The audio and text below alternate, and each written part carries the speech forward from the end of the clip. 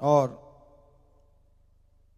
खुशी, प्रसन्नता, आनंद, परमानंद आज के युग में ज्यादातर लोगों के लिए एक सपना था बनता जा रहे हैं, सपने के मानिंद हो गया है। इतना बिजी है इंसान, इतना परेशान है इंसान, इतना टेंशन में डूबा है, ये भूल सा गया है खुशियां भी कोई चीज होती हैं। याद नहीं आता उसे कि खुल के कब हंसा था।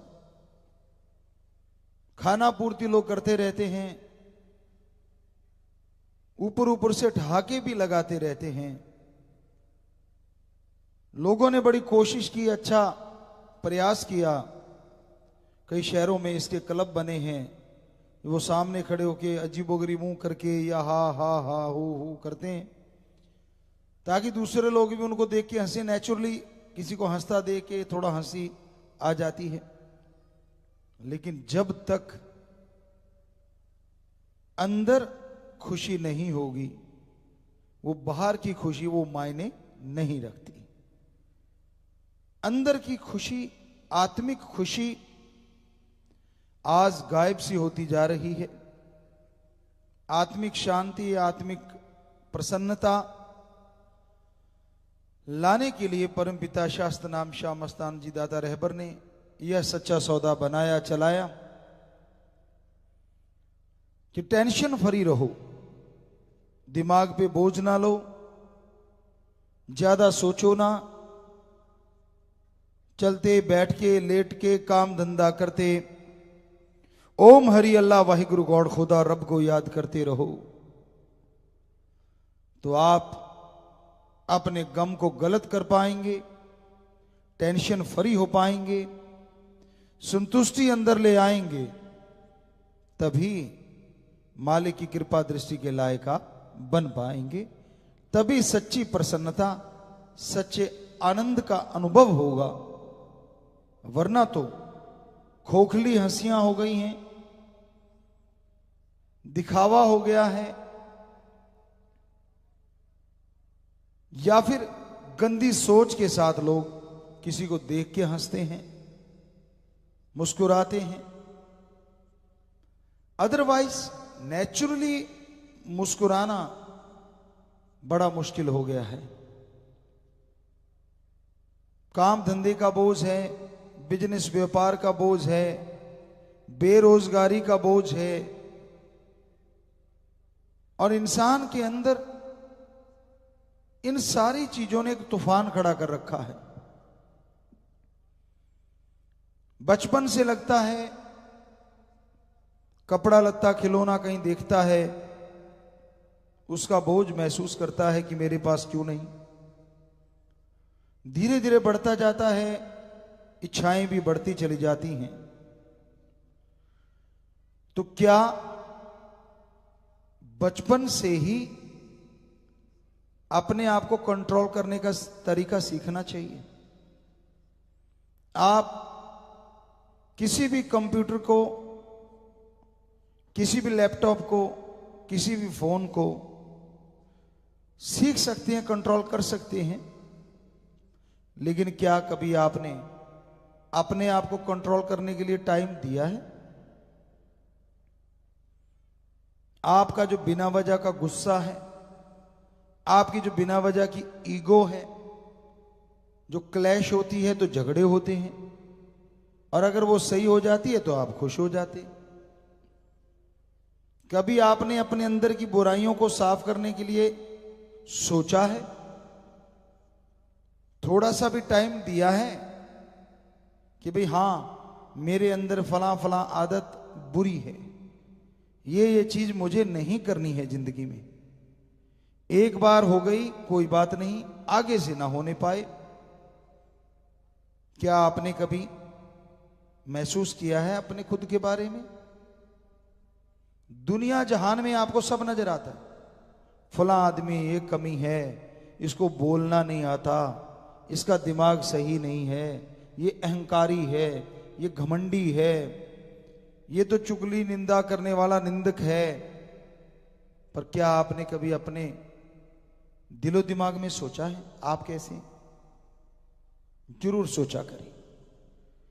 कम से कम 5-10 मिनट सुबह शाम 24 घंटे में कभी भी सिर्फ और सिर्फ और सिर्फ अपने लिए दिया करो। एकांत में बैठो, पहले पानी पियो, सारी सोच को छोड़ने की कोशिश करो और फिर एकाग्रता के साथ, सुमरन के साथ सोचो कि आप में कौन सी आदतें अच्छी हैं जिनको और आगे लेके चलो और जो बुरी हैं उन्हें छोड़ दो। बजाय कोई आपका साथी आपको टोके, आपको बुरा लगेगा? आपका मां बाप बहन भाई दादा कोई भी टोके आपको, आज के दौर में ऐसा समय आ गया है, खान पान ऐसा हो गया है, गुरु पीर फकीर भी टोक दे उसकी भी लोग मरोड़ी खा जाते हैं। बाकियों की तो बात छोड़ो। तो कोई आपको टोके या रोके, क्यों ना आप रोज 5-10 मिनट देंगे अपने लिए और फिर अपने आप ही उस आदत को छोड़ दें। 100% हम गारंटी देते हैं, जो मालिक का नाम लेने वाले हैं वो तो 100% जान जाएंगे आपको कौन सी आदतें लगी हुई हैं। नॉर्मल इंसान जो सुन रहे हैं, आप पानी पीजिए, थोड़ा सा ओम हरि अल्लाह वाहिगुरु को याद कीजिए, यकीन मानो आपको भी फीलिंग आएगी कि हां ये मेरी आदत गंदी है, ये मेरी आदत अच्छी है। करना बड़ा आसान है, फिर उस पर अमल करना जरूरी है कि हां इनको छोड़ना है, इनको अपनाना है। तो आप करके देखेंगे, सुखी आप रहेंगे, परिवार रहेगा, समाज रहेगा, तो देश अपने आप ही जुड़ गया। तो अपनी सोच के बारे में, अपनी आदतों के बारे में सोचना अपने आप में बेमिसाल बात है, छोटी बात नहीं है। सोच बताइए आप कौन सा ऐसा बैठा है सामने बैठे आप ऑनलाइन यहां जो डेली शाम को 10 मिनट अपने लिए देता हो? एक हाथ खड़ा हुआ है, वो उस पक्का पता नहीं, बीच बिचाड़ा सा है। बहुत कम, डेली रोजाना सिर्फ 10 मिनट अपने बारे में, खुद के बारे में, भजन सिमरन नहीं। हाथ नीचे हो गए। तो कहने का मतलब एक भी नहीं है, बड़ा मुश्किल है ये चीज। तो फॉलो करना शुरू कीजिए। आज का दिन है, 5 मिनट या 10 मिनट। हाथ खड़ा किया है साथ संगत ने, ये आप पर्ण देते हो ना, तो आज हम आपको एक पर्ण दिलवाते हैं। आप रोज ही अपनी मर्जी से करते रहते हो, वो आप किस तरह का करते हो कभी कुछ। हम चाहते हैं कि हमारे बच्चों का फायदा हो, तो जोर से नारा लगाएं, हाथ नीचे कर लें। मालिक बहुत बहुत खुशियां दे और दया में रहमत से नवाजे कि आप 5 या 10 मिनट सिर्फ और सिर्फ, आप हाथ नीचे कर लीजिए, कि अपने बारे में सोचेंगे। चाहे 5 मिनट पानी पीजिएगा, लंबी सांस 3 लीजिए, चाहे MS जी कह के या राम राम कह के, अल्लाह अल्लाह कह के, वाहिगुरु वाहिगुरु कह के, जो ठीक लगे आपको, पर राम का नाम लेना। और बस 3 श्वास के बाद शांति से सोचिए कि हाँ भाई, बचपन से शुरू हो जाइए। एक दिन में नहीं पहुंचेंगे यहां तक आप हैं, चलो 5-7 दिन, 10 दिन, 15 दिन लग जाएंगे कि हाँ भाई मैं देखो ये किया करता था, अच्छा लगता था, ये बुरा था, करते करते करते जो आज का दिन है वहां पहुंचोगे, तो फिर वो 5 मिनट भी बड़े लगा करेंगे कि यार मैं क्या ढूंढूं, मैं तो कर चुका हूं।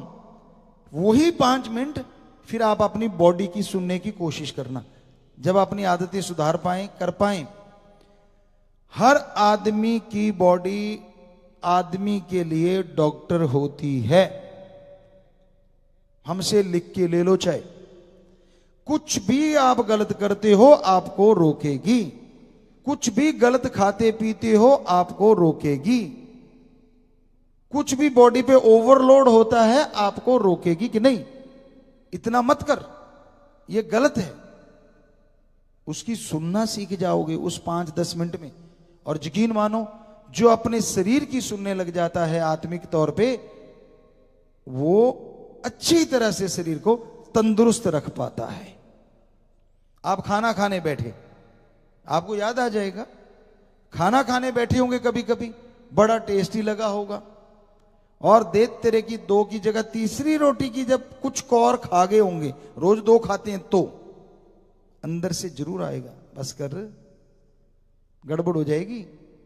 पर अब एक दिन में क्या होता है, चल भाई, बॉडी की सुनी नहीं, और फिर डकार से मारता रहता है, गैस छोड़ता रहता है, या फिर उल्टियां आ जाती हैं, या फिर लूज मोशन हो जाते हैं, या फिर नींद नहीं आती, करबटें बदलता है। होता है कि नहीं होता, सच बताइएगा।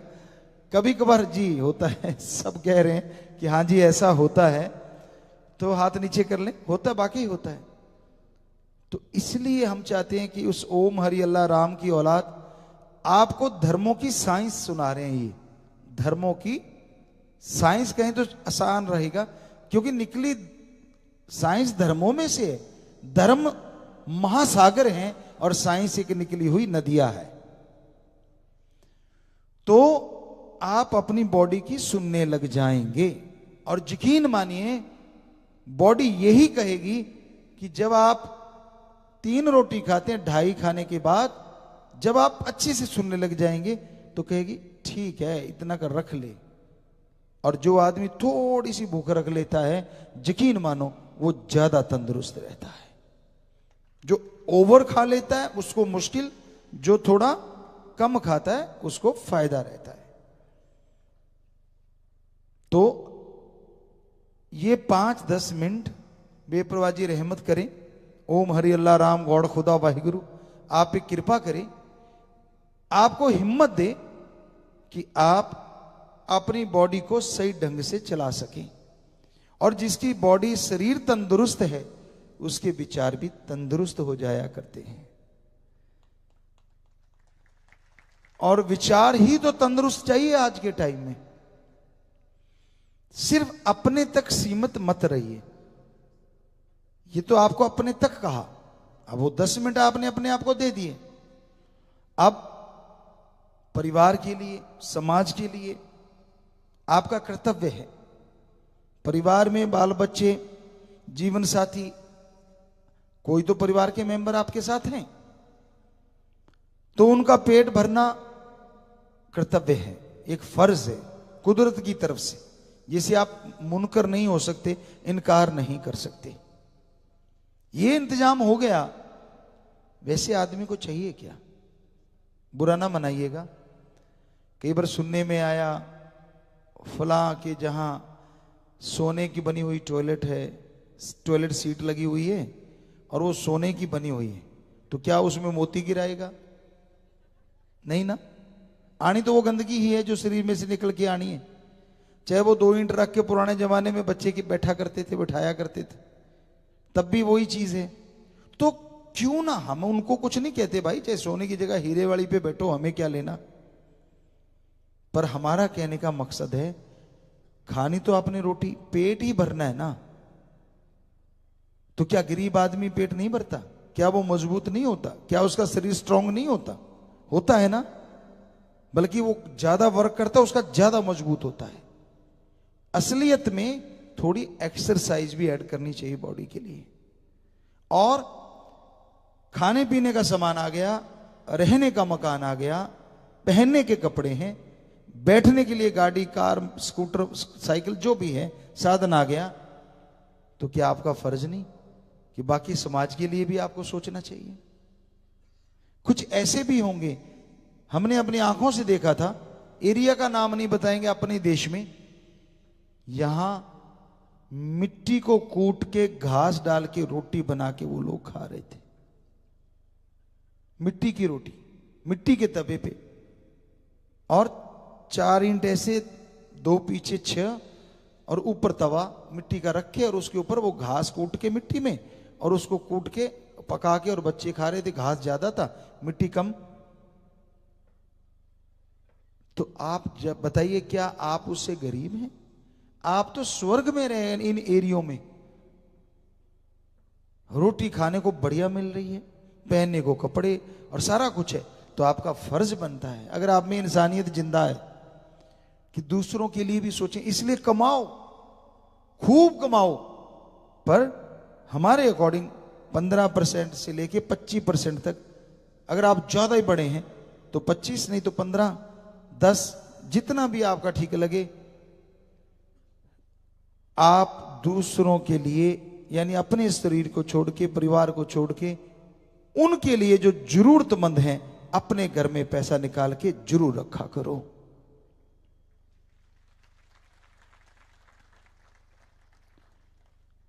परिवार में कोई भी कमाता है, पत्नी पति कोई भी कमाता हो, उनमें से कोई भी एक अगर पैसा ले ले या दोनों मिलके पैसा राम जी को याद करके एक जगह रखें कि भाई ये पैसा आप आपा सांझे काम के लिए रखते हैं, ये थोड़ा वैसे बचा के रखते हैं। यकीन मानो भीड़ के समय वो बचाया हुआ पैसा आपके भी काम आ सकता है। कोई पता नहीं होता समय का कब करवट बदल दे, इसलिए बचत करनी सीखो। और आपको बहुत बार पहले कहा करते थे, जो भाई यूट्यूब पे भी सुन रहे हैं, जूम पे भी सुन रहे हैं, बहुत जुड़े हुए हैं, कि आप कई बार कहते हो ना घरों में खर्चा तो पैसा कमाते जाते हैं, तनख्वाह बढ़ती जाती है, बचता कुछ भी नहीं, पता नहीं पैसा किधर जाता है। पहले कम पढ़े लिखे होते थे तो वो कहते थे जी भूत है कोई, पड़ोसन के पास ज्यादा ध्यान होता था बहनों का, फलां आई थी वो टूना टामण कर गई कोई नहीं, ऐसा कुछ नहीं होता। आप एक डायरी लगा लीजिए, आजकल तो आप फोन पे नोट बनाते हैं, पर हम नहीं चाहते, हमारे अकॉर्डिंग तो आज भी डायरी सेफ है, आपके डिवाइस सेफ नहीं है। आप मानो ना मानो वो आपकी इच्छा है, एक छोटी सी डायरी हो, डेली के खर्चे लिखो उस पे, 1 महीने में पता लग जाएगा पैसा जाता कहां है, बात ही कुछ नहीं। ये बेपरवाही नहीं, उस बॉडी में भी हमने आपको बोला था बहुत साल पहले। तो ये भी जरूर सत्संगी या सारे जो सज्जन कर सकते हैं, जो कहते हैं ना हमें पैसे का पता नहीं लगता किधर उड़ गया, हम आपको गारंटी देते हैं महीने बाद आपको पता चलेगा। सारी फैमिली बैठ के सोचना कि ये डंगा गलत कर रहे हैं और उसको अवॉइड कर देना, यकीन मानिए घर में लाभ आना शुरू हो जाएगा। तो बच्चे हाथ खड़ा कर रहे हैं कि जी हाँ हम तो डायरी लगाएंगे जी। तो आशीर्वाद मालिक और खुशियां दे, नारा लगाओ, हाथ नीचे कर लो, बढ़िया बात है, ये आपके ही फायदे के लिए। संतों का काम ही दूसरे के लिए जीना है, अपने लिए भी जीना पड़ता है ताकि शरीर को अच्छा सा बना सकें, ताकि आपकी सेवा कर सके। लेकिन वो ये नहीं होता कि कोई दिखावे के लिए है या कुछ और, ऐसा कुछ नहीं होता, सिर्फ इसलिए कि मजबूत रह के ही बॉडी ज्यादा सेवा कर सकती है, ज्यादा जगहों पे जाया जा सकता है, बोला जा सकता है। तो आप जो कहते हो ना मैं सोने को भी हाथ लगाता हूं राख बन जाता है, आज आपने वायदा किया, जो सुन रहे हो उन्होंने भी अगर वायदा किया तो यकीन मानिए आप भी डायरी लगा लेना। हमें मानो ना मानो वो एक अलग चीज है, हमारे बच्चे मानने वालों ने तो वायदा कर लिया, लेकिन जो नहीं मानते, अजी जो कुछ भी हो चुपके चुपके आप सुन रहे हो, तो एक डायरी आप भी जरूर लगा के देख लेना, फायदा है आपके घरों में। सच कह रहे हैं आपको, ये हमारा आजमाया हुआ है। जब हम आश्रम में आए थे 90 में, तो उसके बाद वो कागजात वहां से लाए गए, तो यहां बिटिया ने भी देखी होंगी, वो छोटे छोटे कागज थे और हमारी डायरियां थी। यानी हमने शायद 9 साल की उम्र में, यहां तक हमें याद आता है, उस समय तक हम 3-4 क्लास में, 4 क्लास पढ़े होंगे शायद, या 3 या 4 ऐसा कुछ। तो हमारे पास अपनी एक बही थी, बही खाता कहते हो ना आप जिसे, वो हमने लगाई हुई थी। कहां से देख के? आरती के जाते थे, मुनीम ने लगा रखी थी, और हम देखा करते थे कि यार ये कैसे लिखते हैं, क्या लिख रहे हैं। तो फादर साहब से वो लिखते, साइन करवाते, यूं ऐसा होता, तो हमने देख लिया अच्छा ये बात। बराबर हमने डायरी लगा ली और फादर साहब कहने लगे भाई तू संभाल। 9 साल की उम्र में लगभग 150-200 एकड़ जमीन हो, और वो सारा हिसाब किताब बेपरवाह जी की रहमत से उन्होंने हमें संभाला दिया कि आप जानो। पहला साल आपको तजुर्बा बात है, अपनी बड़ाई नहीं है, ये शास्त्रनाम शाह मस्तान जी की बड़ाई, हमारे गुरु जी की बड़ाई कर रहे हैं, जिनका ये महापरोपकार या रहमो करम दिवस जो भी आप कहें, सारे ही सही बैठते हैं। तो पहला साल था और हमने डायरी लगा ली। अब जब गए, उनको कहां आदत थी इन चीजों की, उन्होंने अपना कलम लिखी और साइन करवाई। हमने कहा ले हमारी वाली पे भी मार दे। कहते ले मैं क्यों मारूं? तो हमने कहा फिर मैं क्यों मारूं? वो हमारे फादर साहब को कहने लगे जी नंबरदार जी आप समझाओ। कहते भाई मैं नहीं, मैंने इसको संभाल दी, ये जैसा कहता कर लो, मैं तो आप ऐसे ही कर लेता हूं। इतना कह के वो तो निकल लिए, साइड पे हो गए मतलब।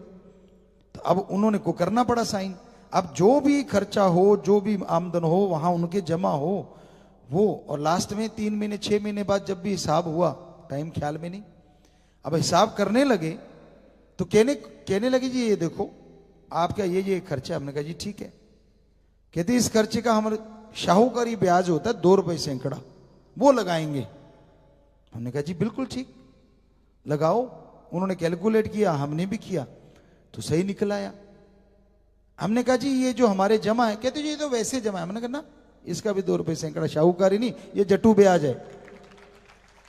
कहते जट्टू भी कोई ब्याज होता है? हमने कहा हाँ होता है, पैसे पे तो ब्याज ही होता है, जब वो जट्टू हो चाहे शाहूकारी हो। फिर फादर साहब को कहते जी आप समझाओ इनको, आप कब से कर रहे हो? कहते भाई मेरा कोई काम नहीं, मैंने इसको दे दी भाई, ये जाने इसका काम। चुप हो गए। अब कलमे मिलाने लगे तो वहां घपलेबाजी। जो खर्चे हमने लिखे थे उसे 1.5 लिख रखे, एक कलम को 2-2 3-3 बार लिख रखा।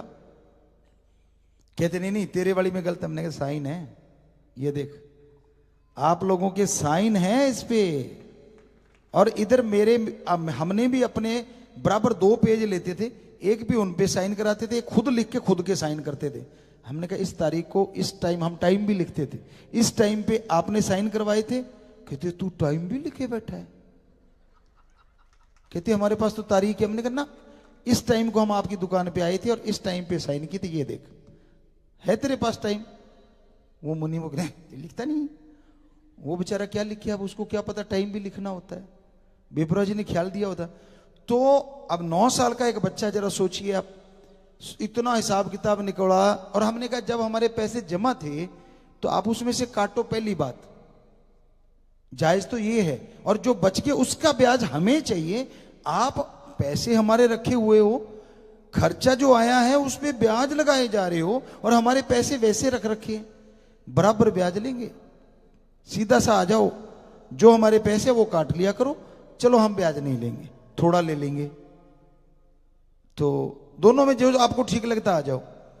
तो बड़ा पेचीदा मसला हो गया, काफी देर लगी, 2-3 घंटे लगे, लेकिन आखिर उनको मानना पड़ा। लोग इकट्ठे हो गए, जिम्मेदार कहते अच्छा आप सबके साथ ऐसे करते हो, हमसे और सीख लिए।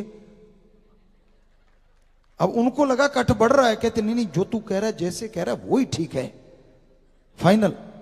और ऊपर ले गए, सब्जी सुब्जी खिलाई, दाल दूल, मतलब आजा तेरे को खाना खिलाते। हमने कहा खाना अपनी जगह खिलाओ, कोई बात नहीं, आप आओगे हम भी खिलाएंगे, घर में आओगे, लेकिन ये यहीं रहेगा, ये बही खाता नहीं बदलने वाला। तो उसकी इतनी चर्चा फैल गई, आप चाहे पूछ ले उस टाइम के बुजुर्ग होंगे वहां जाके कभी भी आसपास के इलाकों में, कि एक नंबरदार का लड़का है, 9 साल का है सिर्फ, और उसने मुनीमों के छक्के छुड़ा दिए भाई। क्यों? ये चर्चा फैल गई। और जो किसान आए हुए थे उन्होंने भी बहियां लगा ली। वो हमें कहते, फादर साहब के साथ ही बैठे थे खाना, जब कई महीनों बाद आए, 1-2 महीने बाद, कहते नंबरदार जी बड़ा आपका लड़का वो है। कहते क्या है? बहुत तेज है। कहते क्या तेज है? कहते यार हमें नुकसान हो गया, वैसे बहुत ज्यादा पता नहीं क्या बनेगा, ये तो राम जाने। कहता अब हर जिम्मेदार बही साथ लेके आता है। पहले हमारी एक बही होती थी, अब हमारी दुकान में 15 बहियां हो जाती हैं जब 15 लोग आ जाते हैं। हर किसी के पास बही अपनी काख में दवाई, अब बाकी तो थैले में आते हैं। जिम्मेदार किसान बेचारा जैसा है वो काख में दवाई, कहते ये देखिए रे भाई लिखी इस पे, फिर मैं तेरे पे लिखूंगा। तो कैसे कोई ठगी मारेगा? और आप कैसे खर्चा ओवर कर लोगे? आप तो याद नहीं करते ना समोसे की रात को कितने के खाया है। हम 1 रुपए का ब्रश, उस समय आता था टूथ ब्रश, 73 की बात है या 74 की, जब हम थोड़ा पढ़ना सीखे तभी से लिखते थे। आदत बेपरवाही जाने उन्होंने क्या ख्याल दिया, हर चीज इस टाइम पे हमने फलां दुकान से ब्रश लिया, यहाँ पे चाय पीने गए, ये इतने लोग साथ थे। तो जब वो डायरी देखते तो हर कोई दंग रह जाता कि ये तो हर पल की खबर है इसमें। तो आप लिख के देखना, वो तो आपकी याद ही नहीं होता। चलते चलते कितने खा गए। वो कहते ले ये भी कोई लिखना लिखना है, ये भी पैसा है। वो ताई की दुकान थोड़ा, आजकल तो ताऊ भी ना दे शायद, वो भी कहेगा मेरा लगा खर्चा तो दे ही दे बेटा। पुराने जमाने में होता था कि चलो रिश्तेदारों में कोई आ गया दे देते थे। आजकल तो यार दोस्ती में भी नहीं छोड़ते। काफी समय से हमने देखा है, कपड़ा खरीदने जाते या कोई सामान खरीदने जाते तो वो पता चला क्या रेट है भाई, कहते जी 200 रुपये मीटर है, 100 रुपये मीटर है। बड़ी चीज होती थी वैसे, 40-50 रुपये मीटर भी बहुत बड़ा होता था 75 में, तो 74 में। तो आप मान लिया अभी देखा कि ये तो यार अपना जान पहचान वाला, बहुत क्या रेट है। जो आम जनता को दिया था कि यार ये 50 रुपये है, 40 रुपये है, चल यार तू अपना बंदा है तेरे को 30 लगा दूंगा। आया कितने में, 15 रुपये मीटर, 10 रुपये का सामान 50 में बेच रहा है, तेरे को कितने में दे दिया, 30-35 में। तू खुश, मेरे को 15 छोड़ दिए, वो खुश, चल 15 कम आए, बाकी बच कितने गए, 10-15 का ही है, 20 रुपए तो फिर भी बचा ले गया। तो उसका तो कुछ नहीं कर सकते आप, दिमाग लगाना पड़ता है। अगर हो सकता है बहुत कुछ, अगर ट्राई करो, एक ही जगह ना हो, पर आप हिल के राजी नहीं होते। दोस्त बनाए होते सबने, ये दुकान वाला मेरा दोस्त है, वो बड़ा दोस्त है हमारा, हमने नहीं ऐसा कर रखा था, पर आप तो करते हैं। वो मिठाई की दुकान वाला, यार आओ जी बैठो जी, क्या पियोगे, पानी पियो जी, इतने में आपका दोस्त हो गया। उसको ये है कि ये ग्राहक मेरा पक्का हो गया। तो कोई भी चीज लेते हैं कहीं से भी, वो चाहे किसान से लो या दुकान से लो, ठोक बजा के लेनी चाहिए, ट्राई करके लेनी चाहिए। क्यों, आपका पैसा है, मेहनत का। ज्यादातर लोग इसीलिए नहीं सोचते क्योंकि पैसा टेबल के नीचे वाला होता है, वो किधर से भी निकल जाए क्या फर्क पड़ता है, फिर आ जाना है। पर जो मेहनत की कमाते हैं ना, पसीने छूट जाते हैं जब पैसा कमाना पड़ता है। और उस पसीने में जो पैसा कमाया जाता है वो पचता भी नहीं दूसरे के, अगर कोई ज्यादा ठगी मार जाए। ये भी हमारी आजमाई हुई बातें जिंदगी की, बहुत देखा है हमने लोगों को ऐसे करते। आपको पहले भी सुनाई, बस आज एक बात और सुनाते हैं, वही बात सेम। कि हमारे फादर साहब थे, बहुत ज्यादा परमार्थ करते थे, परमपिता जी का रहमो करम था। और हम छोटे से थे तो बैठे, और एक सज्जन आते, अपने ऊंट साथ ले आते। बड़ा कमरा था, यहाँ चने का नीरा वगैरह होता था, वो बराबर होता था। चने के रेट हमारे ख्याल से उस समय 60 रुपए या 65 रुपए क्विंटल, ऐसा कुछ। और ऐसा ही बराबर नीरा जो उसका चने का बचता था, फूस वगैरह, जो चारा कह लो, वो भी बराबर का ही रेट होता था। 60-65 अगर चने तो वो 50-55 बराबर बराबर, लगभग लगभग। तो वो आता, और बहुत बड़ा हमारे कमरा था, और उसमें वो सारा पड़ा होता था, ऊँटनी होती थी, रखते थे। तो वो आता, फादर साहब को बातें लगाता, और धीरे से यहाँ से ऊँट की महार कमरे के पास ले जाके छोड़ देता। वो कमरे के अंदर ऊँट घुस जाता, अब खुशबू तो आएगी उसको, और वो जाके अपना खाता रहता। हमने 1 दिन देखा, 2 दिन देखा, 3 दिन देखा, 4 दिन देखा।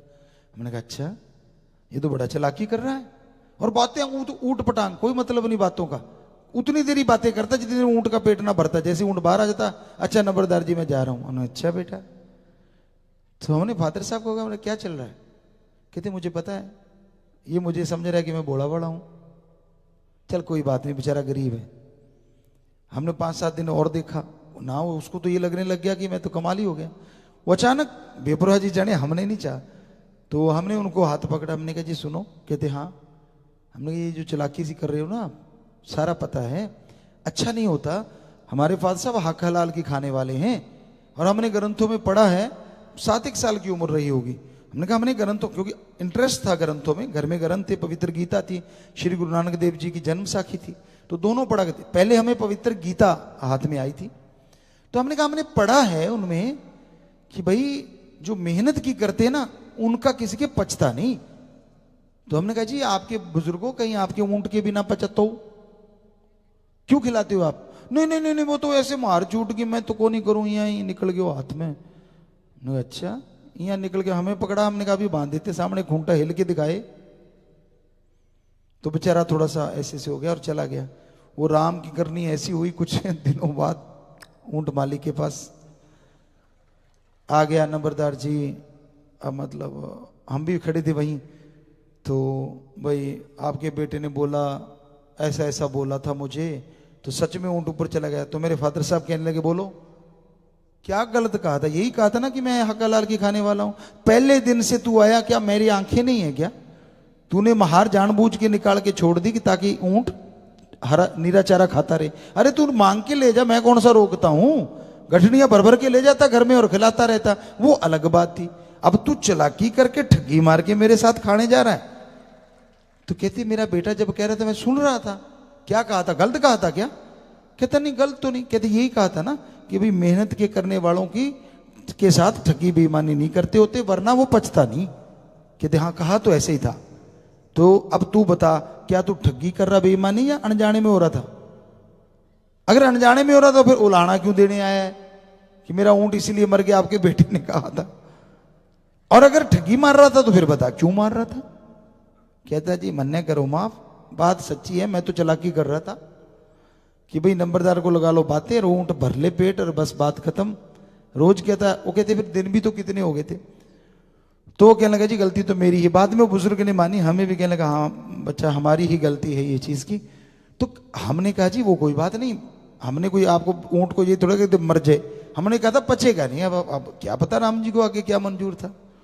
तो ये हकीकत एक छोटी सी चीज बताइए, ऐसी हमने सैकड़ों चीजें देखी हैं। मेहनत की करो, फिर अगर कोई आपके साथ बेईमानी या चालाकी करता है तो उसके वो पचने का नहीं है। ये सच है, हकीकत है ये। तो इसलिए धर्मों में क्या कहा है? हमारे हिंदू धर्म कहते हैं कर्मयोगी कर्मठ बनो और ज्ञान जोगी राम का नाम जपो। सिख धर्म कहता है दसा नौआंदी किर्त कमाई करो और वाहिगुरु का नाम जपो। इस्लाम धर्म कहता है हक हलाल की रोजी रोटी खाओ और अल्लाह की इबादत करो। ईसाई धर्म कहता है हार्ड वर्क करो और गॉड्स प्रेयर करो। तो धर्मों ने ये जो वचन कहे हैं, क्या ये सच नहीं? अभी प्रत्यक्ष को प्रमाण की जरूरत नहीं। और यही बात शास्त्रनाम श्याम मस्तान जी दाता रहबर ने हमें पढ़ाई सिखाई, इसलिए हम बचपन में से ही वैसे करते थे जैसा सतगुरु चाहते थे। तो ये हकीकत है बच्चों। आप कई लोग ये भी कह देते हैं जी चलो मैंने ठगी मार ली, 10 रुपए की चीज 90 में बेच दी, 10 रुपए का परमार्थ भी तो कर रहा हूं, तो 70 किधर जाएंगे? वो 10 रुपए भगवान को दे के 70 का दबका मार गया भाई। 70 तो तू लिपेट गया। 10 की चीज आई, 100 में बेच दी या 80 में बेच दी या 90 में बेच दी, अब 10 मालिक को दे दिए, 20 हो गए, 70 तो फिर भी। कहता नहीं नहीं इतना तो चलता है। किस ग्रंथ में लिखा भाई? कौन से ग्रंथ में लिखा है कि रोज ठगी मारो, बेईमानी करो, मालिक को 2-4 रुपए चढ़ा दिया करो, बस हो गया काम? ना ना ना। ऐसे तो फिर जो तीर्थ स्थान है वो अगर आप कहते कि उसे पाप धुल जाते हैं, सारा दिन पाप करो, शाम को डुबकी मारी साफ, सुबह फिर शुरू कर लो, क्योंकि पास ही तो है, एक डुबकी ही तो मारनी है। ये आपने गलत नतीजे निकाले हुए हैं, धर्मों में कहीं नहीं लिखा ये चीज, ये आपकी बनाई चीजें हैं। तो इसलिए मेहनत की करके खाया करो, अपने लिए टाइम निकाला करो और खर्चे लिखा करो, आमदन लिखा करो। आप अपना पर्सनल टाइप सारा परिवार उसमें ऐड होना चाहिए, ताकि पता चले कौन कितना खर्चा करता है, पता तो चले। लड़ने की जरूरत ही नहीं, सामने कापी रख दो महीने वाले दिन कि देवी जी तू ये कर रही है और देवता जी तू ये कर रहा है, और देवी देवों के बच्चे क्या कर रहे हैं उनको भी बेटा जी आजा तू ये कर रहा है। बात ही खत्म, झगड़ा किस बात का? ना वो ये कह सके कि तू फजूल खर्ची करती है, ना ये कह सके तू फजूल खर्ची करता है, दोनों का काम ही चक्कर ही खत्म। देखो झगड़ा भी खत्म हो जाएगा। एक चीज और फायदा, और कोई कह नहीं सकेगा कि कौन ज्यादा करता है कौन कम करता है, क्योंकि तो लिखा हुआ है। तो ये चीजें अगर आप करते हैं तो यकीन मानो घर परिवार में खुशियां भी आती हैं, शांति भी बनी रहती है, झगड़ों से भी मुक्ति मिलती है। तो ये होता है संतों का काम। इसमें बताओ हमें कौन सा आप कमीशन दे रहे हो? जो बातें बताई हैं आपके फायदे के लिए बताई है ना? जी जी जी, आप तो बच्चे सारे समझते हैं, हाथ नीचे रखें। तो हमारा जिंदगी का मकसद ही फायदा करना समाज का। अब जिनको ये बातें पसंद नहीं आती तो फिर वो तो यही हो सकता है कि वो समाज का नुकसान करना चाहता है, वरना आप बता दीजिए इसमें हमारा कौन सा लाभ है, कौन सा हमने इसमें कमीशन रखा हुआ है कि ऐसी बातें तो सुनाएंगे। अदरवाइज आजकल ऐसी बातें तो क्या बोलते हैं पेटेंट हो जाएं कि मैं नहीं ऐसे फार्मूला देता भाई, ये तो फार्मूला तब दूंगा।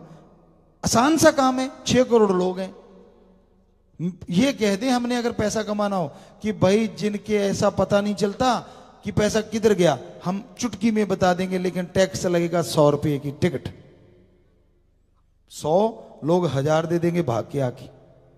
और सोचो 6 करोड़ अगर 100 देगा तो कौन से व्यापार करने की जरूरत है हमें फिर।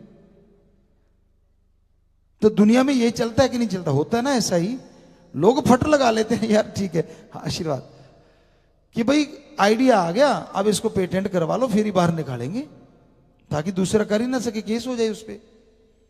तो ऐसे लाखों आइडिया भरे पड़े हैं फकीरों के अंदर, संतों के अंदर होते हैं, और शास्त्र नाम श्याम मस्तान हमारे अंदर भरते रहते हैं। लेकिन जब राम का नाम अनमोल होते हुए भी शास्त्र नाम श्याम मस्तान जी दाता ने इस बॉडी में ये फरमाया, पहले भी फरमाया 1948 से फरमाया कि ओम हरि अल्लाह वाहिगुरु का नाम अनमोल पर संतों के दरबार में बिनमोल मिले, बात ही खत्म। जब वो अनमोल नाम बिनमोल मिले है तो फिर संत जो अपनी बात करते हैं उसके लिए पैसा क्यों, किस लिए? कहते हैं जी पैसा कमाने के लिए। तो फिर आप कर्मयोगी कैसे कहोगे? खुद कर्मयोगी बनना सीखो। हर कार्य राम जी ने, शास्त्र नाम श्याम मस्तान जी ने हमें सिखाया। बहनों वाले काम भी हम कर लेते, खेस दरियां बुनना से लेके बहुत सारे काम, और भाइयों वाले काम तो सारे कर ही लेते हैं अच्छे काम। दूध बिलोना तक क्या, मक्खन निकालना क्या, घी बनाना क्या, हर चीज, सब्जियां बनाना, मतलब हर चीज बहनों वाली, लगभग अच्छे जितने भी कर्म हैं, और भाइयों वाले। और आज भी स्टूडेंट हैं, कल परसों भी आपको बोला था, आप में से कोई भी बच्चे को एक अच्छा सा गुण आता होगा और हमारे सामने उसने वो गुण चीज दिखा दी, फट हमें आ जाएगा कि हाँ ये कर लेना चाहिए। तो हर बच्चे को, हर बंदे को हमेशा स्टूडेंट ही रहना चाहिए, तभी जिंदगी में तरक्की कर पाओगे। जो परफेक्ट हो जाते हैं वो एक मुकाम पे ब्रेक लगा लेते हैं, और जो परफेक्ट नहीं होते कि मैं तो स्टूडेंट ही हैं, वो ही तरक्कियां किया करते हैं, हमेशा याद रखो।